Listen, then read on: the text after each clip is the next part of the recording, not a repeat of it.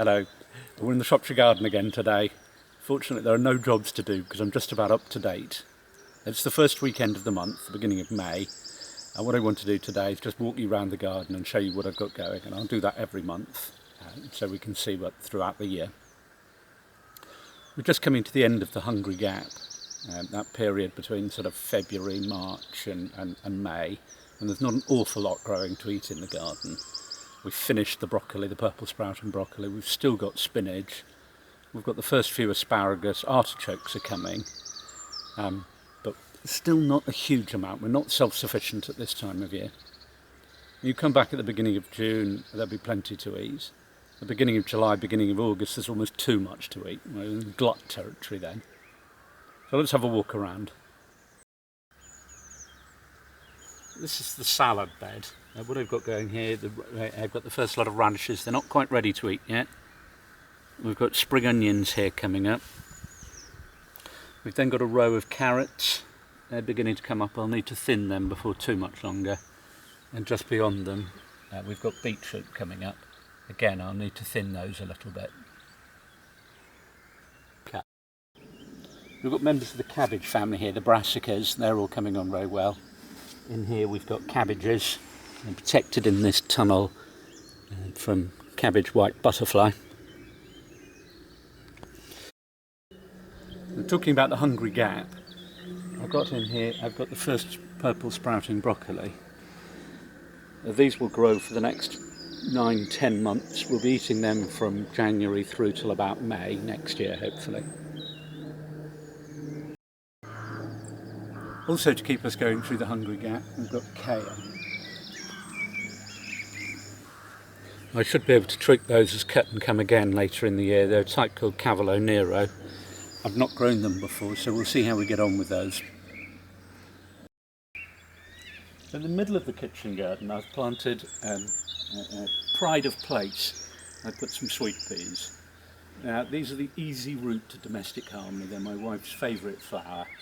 So that will come up in a mass of flowers in June and July. So the peas, these have been in for 3 or 4 weeks now. They're just beginning to get established and they're sending out tendrils. These will begin catching onto the net and then soon grow up. And then next to them we've got the first row of lettuce. We've got green lettuce here and then a red lettuce further up. We'll be eating those fairly soon. We'll probably start taking a few leaves from each one. The raspberry canes here, we've got 2 rows of them. And we should be getting raspberries from probably about late May, early June, through to sometimes as late as November.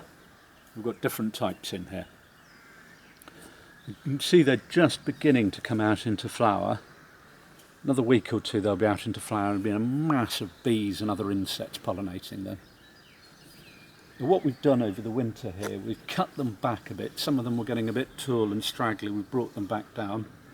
We've also cut out dead shoots. Looking forward to the raspberries. In the main big bed here, we've got the first rows of potatoes coming up. Now I earthed those up literally only a week ago. Look how quickly they've come up. Now I've got to be very careful if we do get any frosts over the coming weeks. We sometimes get them up to mid-late May here. Then I'll need to cover them up so that the frost doesn't burn off the leaves. Behind we've got onions. I've got red onions and white onions. I've also planted in there some shallots and some garlic. And then behind that we've got the broad beans. I've not had a very successful year with the broad beans this year, but they're coming on well now.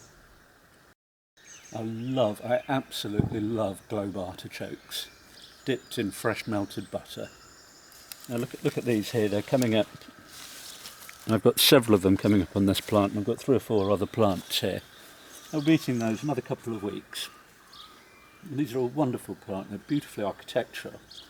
But also they seem to absolutely carry an absolute host of ladybirds. The ladybirds are a brilliant thing to have in the garden because they will eat a lot of other bugs, particularly green fly. The polytunnel is still very, very busy.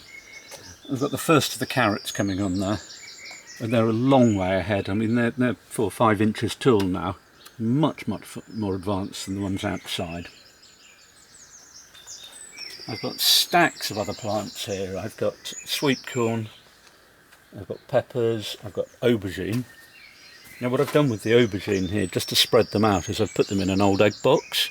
I'm just beginning to run out of pots, but you can use anything really to grow plants in. Here I've got some pumpkins, Savoy cabbage just beginning to come on, melon. We're then into tomatoes, more sweet corn. Now I really love having a lot of sweet corn in the garden. Absolutely wonderful, fresh from the garden before the sugars turn into starch. But we also fill the freezer with them to keep us going through the winter. But actually I'm gonna find I've got more plants here than I actually need for the garden. So once I've taken my fill and put them out into the garden, I'll hand over a lot of other plants to the local village stall, and then other people in the village can help themselves to those.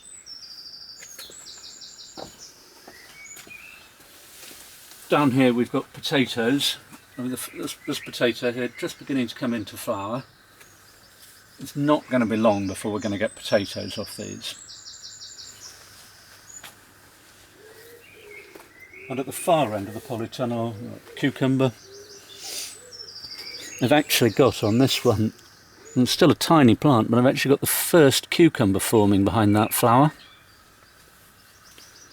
And in front I've then got different types of beans. I've got some more broad beans, runner beans, French beans, and also peas. Now, all of these will go out after the last frost, so mid-May, that sort of time.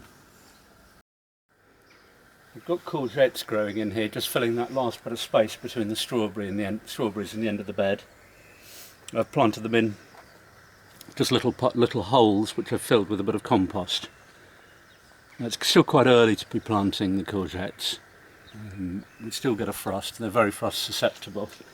But I've got some of these, these are just plastic bell cloches.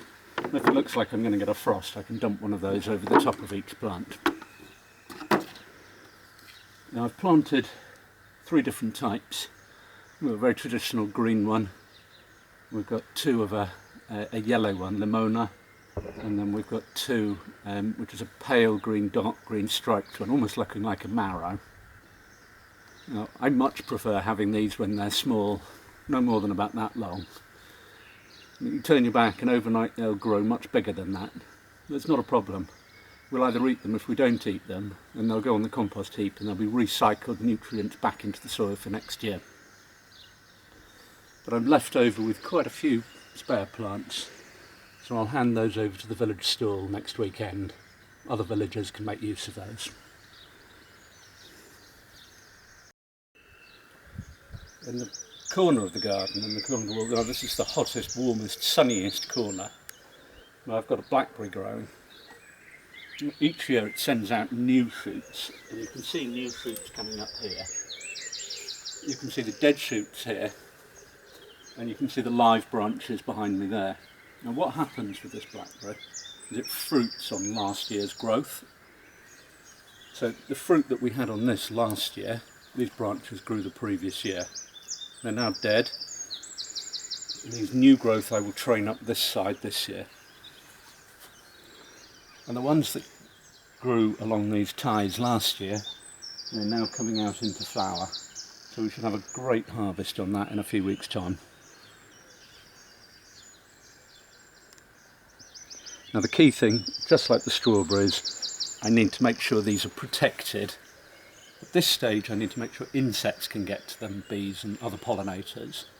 But as soon as they've been pollinated, I need to keep the birds off them. So I'll just put some netting over. This is last year's netting in place, and I'll take that off shortly. And the really busy time of the year, I've finished with the hard physical work, the digging and the hoofing stuff around in wheelbarrows. But what I've got to keep on top of now, things like weeding, moving plants out into the garden, reseeding. But all of that is physically nothing like as tough. So just here, we're at the top of the kitchen garden.